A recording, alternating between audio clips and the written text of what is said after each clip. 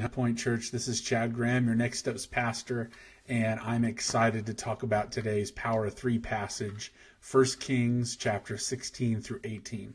What an incredible couple of chapters in the Old Testament. There's so much going on in these three chapters, and I've chosen to focus in on the section where Elijah decides to call out the prophets of Baal.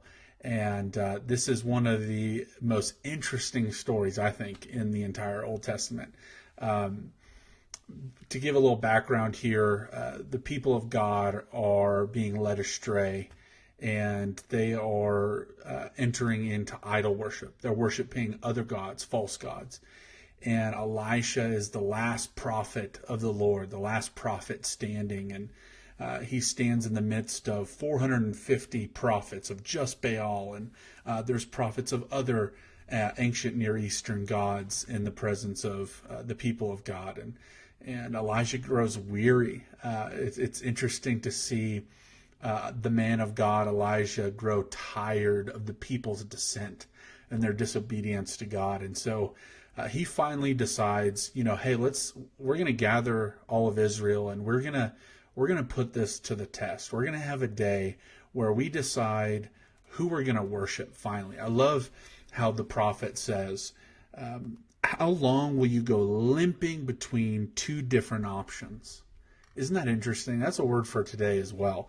How long will we go deciding who to choose, who to worship, who to give our allegiance to? Will we give it to the culture? Will we give it to money? Will we give it to even good things like family or wealth or security?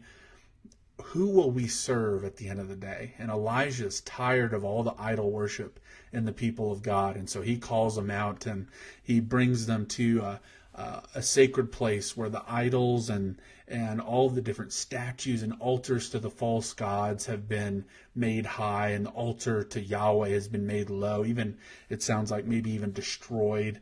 It's been thrown off the pedestal of altars, and Elisha comes and he invites the prophets of Baal to come forward, and Elisha's ready to do a little faith experiment. He tells the prophets of Baal to chop up the offering, to chop up an oxen. And so they chop up this large animal and they put it on the altar of Baal, and the Baal worshipers are gathered around, and this is a huge sweeping scene of idol worship. And Elijah is patient for the most part while they go through their different idolatrous worship moments, and they worship Baal, and they call out to Baal, Baal, if you're real, strike this offering on fire. And there's wood, there's dry wood. The offering is ready to be burnt by Baal, and the Baal prophets are weeping, and they're gnashing, and they're doing different practices. They're cutting themselves. They're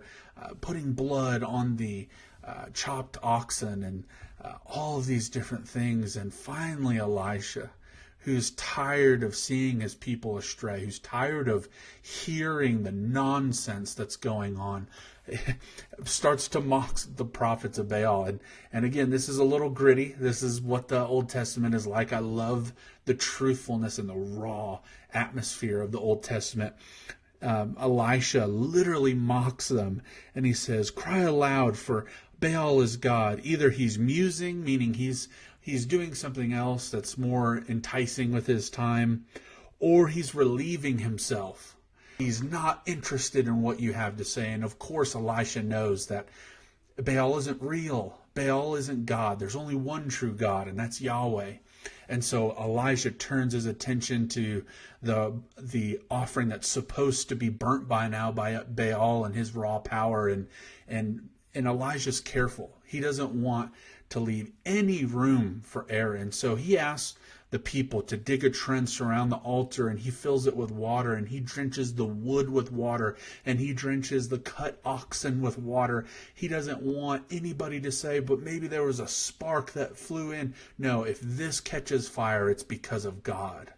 It's because Yahweh is real. And Elisha begins to call out to Yahweh, and immediately Even though Elijah is alone and he's standing against 450 prophets of Baal, the Yahweh comes forward, and it shows the power is God's alone. It's not in numbers. It's not in the cultural identity of the people. It's not what's popular.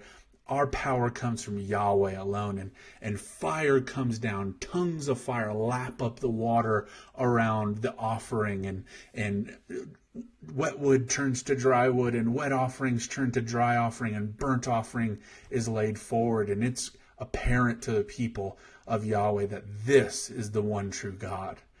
And so this is a powerful picture with so much imagery for us to learn from. You know, today you're probably not going to offer a burnt offering to Yahweh, but who are you worshiping?